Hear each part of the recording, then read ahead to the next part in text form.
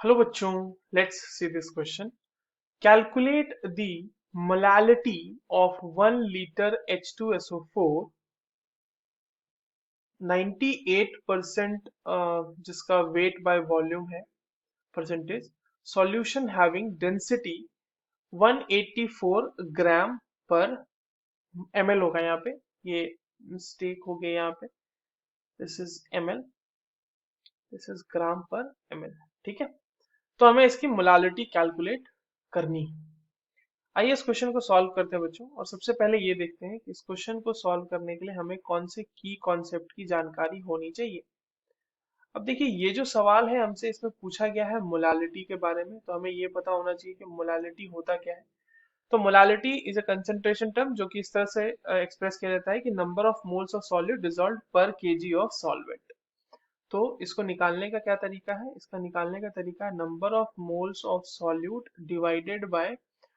Mass of solvent ये हो जाएगा मास ऑफ सॉल्वेंट और अगर ये केजी में है और अगर केजी में नहीं है ग्राम में है तो उसको हमें 1000 से मल्टीप्लाई करना पड़ेगा ठीक है आइए इस क्वेश्चन को सॉल्व करते हैं जो हमारे पास गिवन डेटाज है उनका यूज करते हुए तो सबसे पहले जो हमें बताया गया है वो है कि 98% वेट बाय वॉल्यूम है ना तो 98% वेट बाय वॉल्यूम H2SO4 का क्या मतलब है 98% वेट बाय वॉल्यूम H2SO4 का ये मतलब है कि यहाँ पे 98 ग्राम H2SO4 प्रेजेंट होगा इन 100 ml ऑफ सोल्यूशन 100 ml अगर हम सोल्यूशन का लेते हैं तो उसमें 98 ग्राम H2SO4 प्रेजेंट होगा हमें पूछा गया है मोलालिटी ऑफ 1 लीटर तो 1 लीटर में कितना हो जाएगा तो 1 लीटर जो है आपका सोल्यूशन 1 लीटर सोल्यूशन में एक्चुअली 90 मतलब जो H2SO4 होगा वो कितना प्रेजेंट होगा तो 100 ml में क्योंकि 98 ग्राम है तो 1 लीटर को हम 1000 ml लिख सकते हैं तो 1000 ml में कितना हो जाएगा ये हो जाएगा 980 ग्राम H2SO4 होने वाला है 980 ग्राम H2SO4 उसमें है अब देखिए 980 ग्राम H2SO4 अगर हमने कैलकुलेट कर लिया है तो यहाँ से हम number of moles of H2SO4 निकाल सकते हैं number of moles of H2SO4 क्या हो जाएगा बच्चों 980 जो कि उसका गिवन वेट है अपॉन मोलर मास जो कि होता है 98 ग्राम पर मोल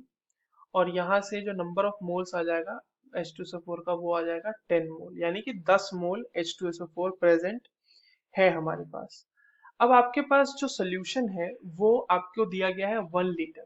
यानी कि 1 लीटर का मतलब 1000 ml सोल्यूशन हमारे पास है तो डेंसिटी की मदद से हम वेट ऑफ सोल्यूशन या मास ऑफ सोल्यूशन कैलकुलेट कर लेंगे मास ऑफ सोल्यूशन क्या हो जाएगा तो मास ऑफ सोल्यूशन हो जाएगा 1.84 ग्राम पर ml इंटू 1000 ml ठीक है अब आप जब इसको 1000 ml से मल्टीप्लाई करोगे तो ये कितना ग्राम आ जाएगा ये आ जाएगा 1840 ग्राम्स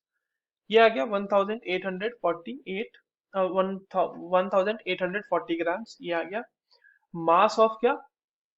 ये आ गया है मास ऑफ सोल्यूशन अब देखिए आपके पास मास ऑफ सॉल्यूट पता है जो कि H2SO4 है और आपके पास मास ऑफ सोल्यूशन पता है तो इससे अगर आप वेट निकालना चाहें सॉल्वेंट का या मास जो भी बोल रहे हैं तो वो कितना आ जाएगा बच्चों तो वो आ जाएगा सॉल्यूशन में से सॉल्यूट का माइनस कर देंगे यानी 1840 ग्राम 1840 ग्राम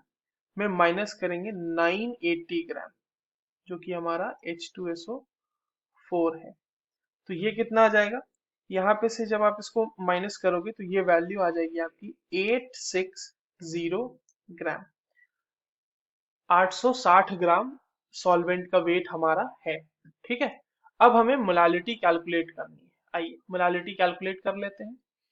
तो मोलालिटी इज इक्वल्स टू क्या हो जाएगा molality is equals to number of mass sorry number of moles of H2SO4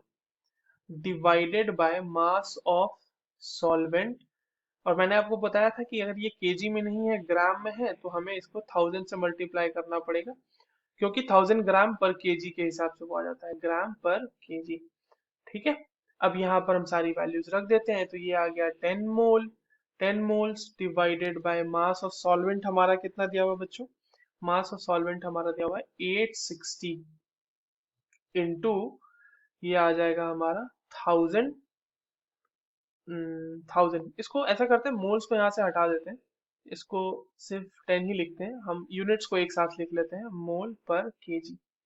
मोल पर केजी, ये मोलल भी हो सकता है, इसको मोलल भी कहते हैं, है ना। तो अब ये क्या हो जाएगा, इसको जब आप डिवाइड करोगे तो ये आ जाएगा आपका 1162 मोलल। ये हो गई आपके गिवन सॉल्यूशन की molality 11.62। This is the final answer. I hope you understood this well. All the very best.